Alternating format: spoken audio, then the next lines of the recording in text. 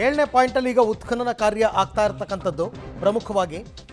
So ಪಿಕಾಸಿ ಹಾರೆ ಗುದ್ಲಿ ಮೂಲಕ ಮಣ್ಣಗಿತ್ತಾ ಇದ್ದಾರೆ. ನಿನ್ನೆ 4 ಅಡಿ ಆಳ ಆಗದಾಗ ಅಸ್ಥಿ ಪಂಜರದ ಕುರುಹುಗಳು ಸಿಗಕ್ಕೆ ಶುರುವಾಯಿತು 6ನೇ ಪಾಯಿಂಟಲ್ಲಿ. ಹೀಗಾಗಿ ಕಾರ್ಮಿಕರಿಂದಲೇ ಮಣ್ಣು ಅಗೆಯುವ ಕಾರ್ಯ. ಬಟ್ ಗಿಡಗಂಟೆ ಸ್ವಚ್ಛತೆಗೆ ಮಾತ್ರ ಹಿಟಾಚಿಯನ್ನು ಬಳಸ್ತಾ ಇದ್ದಾರೆ. ಮತ್ತು ಬೆಳಗ್ಗೆ ನಮ್ಮ ಜೊತೆ ಮಾತನಾಡಬೇಕಾದ್ರೆ ಒಬ್ಬರು ಫಾರೆನ್ಸಿಕ್ ಎಕ್ಸ್ಪರ್ಟ್ ಹೇಳ್ತಾ ಇದ್ರು, ಯಾವುದೇ ಕಾರಣಕ್ಕೂ JCB ಹಿಟಾಚಿಗಳನ್ನು ಬಳಸಬಾರ್ದು, ನಮಗೆ ಅದರಲ್ಲಿ ಎಕ್ಸಾಕ್ಟಾಗಿ ಮೂಳೆಗಳು ಸಿಗೋದಿಲ್ಲ, ಮುಂದಿನ ದಿವಸ ಅದನ್ನು ಪರೀಕ್ಷೆಗೊಳಪಡಿಸೋದಕ್ಕೆ ತೊಂದರೆ ಆಗುತ್ತೆ. ಹಾಗಾಗಿ ಕೈ ಮುಖಾಂತರ ಅಂದರೆ ಈ ಕೆಲಸಗಾರರ ಮುಖಾಂತರನೇ ತೆಗೆಸಬೇಕಾಗುತ್ತೆ, ಹಾರೆ ಪಿಕಾಸಿ ಮುಖಾಂತರನೇ ತೆಗೆಸಬೇಕು ಅಂತ ಬರೀ ಸ್ವಚ್ಛತಾ ಕಾರ್ಯಕ್ಕೆ ಮಾತ್ರ ಹಿಟಾಚಿಯನ್ನು ಬಳಸ್ಕೊತಾ ಇದ್ದಾರೆ. ಒಂದು 20 ಜನ ಕಾರ್ಮಿಕರಿದ್ದಾರೆ. ಅವರೆಲ್ಲರೂ ಕೂಡ ಮಣ್ಣು ಅಗೆಯುವ ಕಾರ್ಯವನ್ನು ಈಗ ಆರಂಭ ಮಾಡ್ತಾರೆ. ಈ ಬಗ್ಗೆ ಕೂಡ ಮತ್ತಷ್ಟು ಮಾಹಿತಿ ನನ್ನ ಕೊಲ್ಲಿಗ ದೀಪಕ್ ಅವರಿಂದ ಪಡ್ಕೊಳ್ಳೋಣ. ದೀಪಕ್, ಈಗ ನಿನ್ನೆ ಇವರು ಪ್ಲ್ಯಾನ್ ಇದ್ದಿದ್ದು ಕನಿಷ್ಠ ಒಂದು 3-4 ಪಾಯಿಂಟ್ಗಳನ್ನ ಅಗಿಬೇಕು ಅಂತ. ಬಟ್ ಕುರುಹು ಸಿಕ್ತು, ತುಂಬ ಹೊತ್ತು ಅಲ್ಲೇ ಅಗಿಬೇಕಾಗಿ ಬಂತು. ಸೊ ಇವತ್ತು ಕೂಡ ಪಾಯಿಂಟ್ ನಂಬರ್ 7ಅಲ್ಲಿ ಏನು ಸಿಗುತ್ತೆ ಸಿಗಲ್ಲ ಅನ್ನೋದ್ರ ಮೇಲೆ ಇವತ್ತು ಎಷ್ಟು ಕಾರ್ಯ ಮುಂದುವರಿಬಹುದು ಅಂತಕ್ಕಂಥದ್ದು ಡಿಪೆಂಡ್ ಆಗುತ್ತಾ ಅಂತ.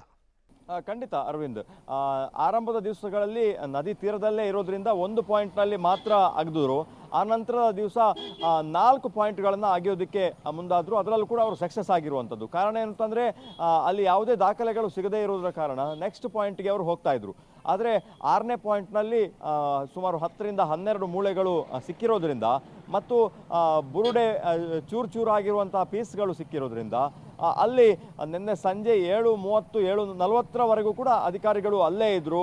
ಆನಂತರ ಟಾರ್ಚ್ ಲೈಟನ್ನು ಬಳಸ್ಕೊಂಡು ಆ ಎಲ್ಲ ವಸ್ತುಗಳನ್ನು ಸೆಕ್ಯೂರ್ ಮಾಡ್ಕೊಂಡಿದ್ರು. ಅದನ್ನೆಲ್ಲವೂ FSL ಅಧಿಕಾರಿಗಳು ತಗೊಂಡು ಬಂದಿರುವಂಥದ್ದು.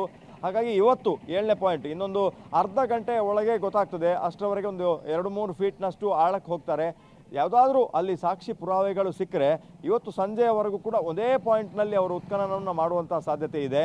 ಹಾಗಾಗಿ ನಮ್ಗೆ ಗೊತ್ತಾಗ್ತದೆ ಮಾಹಿತಿಗಳು ಬರುವಂಥದ್ದು. ಇನ್ನೊಂದು ಅರ್ಧ-ಮುಕ್ಕಾಲು ಗಂಟೆಯಲ್ಲಿ ಯಾವ ಥರ ಪ್ರಕ್ರಿಯೆ ನಡೀತಾ ಇದೆ ಮತ್ತು ಅದರಿಂದ ಅವರು ಸಾಧಿಸಿದಂಥ ಪ್ರಗತಿ ಏನು ಅನ್ನುವಂಥದ್ದು ಮಾಹಿತಿಗಳು ಲಭ್ಯ ಆಗುವಂಥದ್ದು. ಹಾಗಾಗಿ ದೂರುದಾರನನ್ನು ಜೊತೆಗೆ ಕರ್ಕೊಂಡು ಬಂದು ಎಲ್ಲ ವಿಭಾಗದ ಅಧಿಕಾರಿಗಳು, ಯಾಕಂದರೆ ಅರಣ್ಯ ಭೂಮಿ ಅದು, ಅರಣ್ಯ ಭೂಮಿಗೆ ಸಂಬಂಧಪಟ್ಟಂತಹ ಎಲ್ಲ ಅಧಿಕಾರಿಗಳು DFO ಅವರನ್ನು ಸ್ಥಳಕ್ಕೆ ಕರೆಸಲಾಗಿದೆ ಮತ್ತು AC ಅವರು ಕೂಡ ಸ್ಥಳದಲ್ಲಿ ಇರಬೇಕು ಅನ್ನುವಂಥದ್ದು. ಹಾಗಾಗಿ 15ರಿಂದ 20 ಜನ ಕಾರ್ಮಿಕರು ಎಲ್ಲರೂ ಕೂಡ ಅವರನ್ನು ಶಿಫ್ಟ್ ವೈಸ್ ಕೆಲಸವನ್ನು ಮಾಡಿಸ್ತಾ ಇದ್ದಾರೆ. ಮೊನ್ನೆ ಕೆಲಸ ಮಾಡಿದವರು ಮತ್ತೆ ವಾಪಸ್ ಬಂದಿರುವಂಥದ್ದು, ನಿನ್ನೆ ಬಂದ ಕೆಲವರಿಗೆ ರೆಸ್ಟ್ ಕೊಟ್ಟಿದ್ದಾರೆ. ಈ ಥರದ ಪ್ರಕ್ರಿಯೆಗಳನ್ನು ಮಾಡ್ತಾ ಇದ್ದಾರೆ ಮತ್ತು ಎಲ್ಲರೂ ಕೂಡ ಹೊರ ರಾಜ್ಯದವರು ಅನ್ನುವಂಥದ್ದು.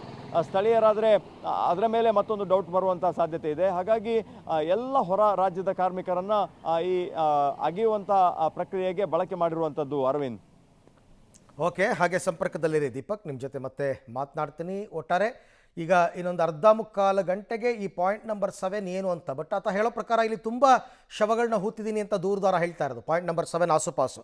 ಹಾಗಾಗಿ ಎಷ್ಟು ಜಾಗವನ್ನು ಅಗಿಬೇಕಾಗುತ್ತೆ, ಅದರ ಡೈಮೆನ್ಷನ್ ಏನಾಗಿರುತ್ತೆ, ಇದೆಲ್ಲವನ್ನು ಕೂಡ ಇವತ್ತಿನ ಬೆಳಗ್ಗಿನ ಸಭೆಯಲ್ಲೂ ಕೂಡ ಒಂದು ಸಭೆ ಮಾಡಿದ್ದಾರೆ SIT ಕಚೇರಿಯಲ್ಲಿ. ಅಲ್ಲೆಲ್ಲ ಡಿಸ್ಕಸ್ ಮಾಡಿರ್ತಾರೆ ಏನಾಗಬೇಕು, ಯಾವ ಥರ ಆಗಬೇಕು ಕೆಲಸ ಕಾರ್ಯಗಳು ಅಂತ. ಆಮೇಲೆ ಅವರು ಶೇಖರಿಸುವಂತಹ ಕುರುಹುಗಳನ್ನು ಸೇಫಾಗಿ ಅಲ್ಲಿಂದ ತಂದು ಅದನ್ನು ಬೆಂಗಳೂರಿಗೆ ಕಳಿಸುವಂತಹ ಕೆಲಸ ಕೂಡ ಆಗಬೇಕಾಗತ್ತೆ FSL ಸ್ಟಡಿಗೆ. ಸೊ ಅದನ್ನೂ ಕೂಡ ಎಕ್ಸ್ಪರ್ಟ್ಸ್ಗಳು ಮಾಡಬೇಕಾಗತ್ತೆ. ಆ ಎಲ್ಲ ಕಾರ್ಯಕ್ಕೆ ಟೈಮ್ ತಗೊಳುತ್ತೆ. ಇವರು ಪ್ರತಿ ದಿವಸ ಇದೇ ಕಾರ್ಯವನ್ನು ಮಾಡಿಕೊಂಡು ಇನ್ನೊಂದು 3-4 ದಿವಸಗಳಲ್ಲಿ 13 ಪಾಯಿಂಟ್ಗಳನ್ನ ಮುಗಿಸ್ಬೇಕು ಅಂತಕ್ಕಂಥ ಲೆಕ್ಕಾಚಾರ ಇದೆ.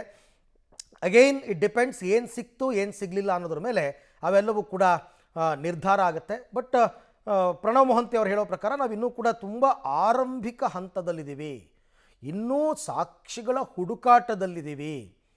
ಅದನ್ನು ತೆಗೆದ ನಂತರ ಬೇಕಾದಷ್ಟು ಕಾರ್ಯಗಳಿದೆ ಇನ್ನೂ ಕೂಡ. ಆಮೇಲೆ FSL ರಿಪೋರ್ಟ್ ಬರೋದಕ್ಕೇ ಇಟ್ ಟೇಕ್ಸ್ ಟೈಮ್, ತುಂಬ ಸಮಯ ಬೇಕಾಗುತ್ತೆ. ಅದೆಲ್ಲ ಆಗಬೇಕು ಅಂದರೆ ಪೊಲೀಸರದು ಬೇರೆ ಬೇರೆ ಸಣ್ಣ ಪುಟ್ಟ ಕಾರ್ಯಗಳೇನಿರುತ್ತೆ ತನಿಖೆ ವಿಚಾರದಲ್ಲಿ ಮಾಡ್ಕೊಳ್ತಾ ಹೋಗ್ತಾರೆ. ಆದರೆ ಸದ್ಯಕ್ಕಂತೂ ಈ 13 ಪಾಯಿಂಟ್ಗಳನ್ನ ಇವರೇನು ಗುರುತಿಸಿದ್ದಾರೆ ಎಲ್ಲವನ್ನ ತೆಗಿಲೇಬೇಕಾಗತ್ತೆ. ದೂರುದಾರನಿಗೆ ತೃಪ್ತಿಯಾಗುವ ತನಕವೂ ತೆಗಿಬೇಕಾಗತ್ತೆ.